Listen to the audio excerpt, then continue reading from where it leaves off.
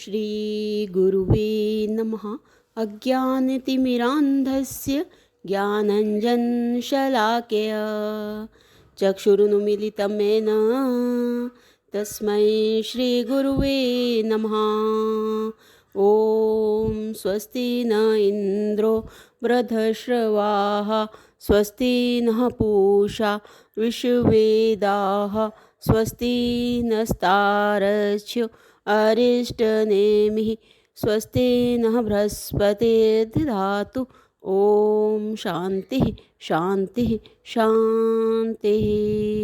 ओम प्रणाम। भगवान स्वामी अखंडानंद सरस्वती जी महाराज जी के दिव्य ग्रंथ अप्रोक्षानुभूति प्रवचन से हम पढ़ रहे हैं भगवान मंत्र नंबर 66 की व्याख्या, जिसका नाम है ब्रह्म में कार्य कारणत्व। संगति में स्वामी जी बता रहे हैं कि सब ब्रह्म ही है, ऐसा विश्वास कर लें तो इससे अज्ञान की निवृत्ति नहीं हो पाएगी। विश्वास संशय को भी निर्मूल नहीं करता, केवल दावा देता है। विश्वास संशय को भी निर्मूल नहीं करता, केवल दावा देता है। अज्ञान की निवृत्ति ज्ञान से ही होती है। विश्व का कारण ब्रह्म ही है, अन्य कुछ नहीं, यह ज्ञान होना चाहिए। अतः उदाहरण 2 श्लोकों में यह बतला रहे हैं। तो मंत्र नंबर 66 का अर्थ है, जैसे घड़ा नित्य कार्य है और मिट्टी नित्य कारण है, वैसे ही श्रुति और युक्तियों से भी प्रपंच एवं ब्रह्म में नित्य कार्य कारणत्व है। घट मृदो यथा, घड़ा नहीं था तब भी मिट्टी थी, घड़ा है तब भी मिट्टी है, घड़ा फूट जाए तब भी मिट्टी रहेगी। वस्तुतः मिट्टी ही मिट्टी है, उसमें घड़े का केवल नाम और आकार कल्पित हुआ है। इसी प्रकार अनंत अखंड अविनाशी प्रत्यक्ष चैतन्य अभिन्न ब्रह्म में यह प्रपंच अध्यारोपित है। अगले मंत्र की संगति में स्वामी जी बता रहे हैं 67 की कि दृष्टांत अधिक स्पष्ट कर रहे हैं। एक दृष्टांत से बता रहे हैं। अर्थ है कि जैसे घड़े को पकड़ने पर बिना चाहे भी मिट्टी भासने लगती है, वैसे ही प्रपंच को देखने पर इस रूप में प्रकाशमान ब्रह्म ही भासित होता है। एक स्वर्णकार ने बच्चे से कहा, सोना ले आओ।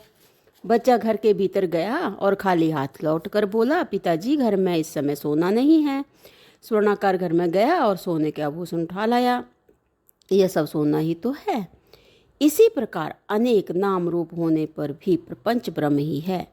एक पिता ने बच्चे से कहा, अमुक काम कर दो तो तुम्हें मिठाई देंगे। बच्चे ने काम कर दिया। पिता पेड़ा देने लगे तो बच्चा बोला, यह तो पेड़ा है, मुझे तो मिठाई चाहिए। बच्चा अब बर्फी, जलेबी, रसगुल्ला, मिश्री आदि कुछ नहीं लेना चाहता, तो उसे मिठाई कैसे मिले। जब आप संसार की किसी वस्तु को देखते हैं तो मिट्टी देखते हैं। इस प्रकार वस्तुतः यहाँ ज्ञान ही ज्ञान है और ज्ञान ही परमात्मा है। ज्ञान के प्रकाश के बिना वस्तु का दर्शन नहीं होता। ज्ञान के प्रकाश के बिना वस्तु का दर्शन नहीं होता। इसका अर्थ है कि ईश्वर के दर्शन के बिना आप संसार की कोई वस्तु वैसे ही नहीं देख सकते, जैसे मिट्टी ना देखना चाहें तो घड़ा नहीं देख सकते। मैं, तू, यह वह सब ईश्वर के प्रकाश में ही दिखाई पड़ते हैं। घट अवच्छिन्न आकाश, घटाकाश है।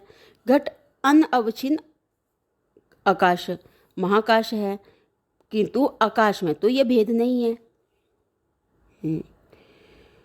तो आगे बता रहे हैं कि इसी प्रकार विषय अविच्छिन्न आनंद विषयानंद है और विषय अनअवच्छिन्न आनंद ब्रह्मानंद है, किंतु आनंद ना विषय के घेरे में है ना घेरे से बाहर है। यह भ्रांति है कि नन्हे नन्हे विषयों से आनंद निकलता है। विषय तो आनंद में मिला कूड़ा करकट है, वस्तुतः तो ब्रह्म ही है।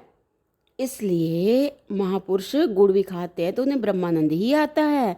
अज्ञानी को ब्रह्मानंद भी गुणानंद ही भासता है, अतएव वह विषय के अधीन हो जाता है।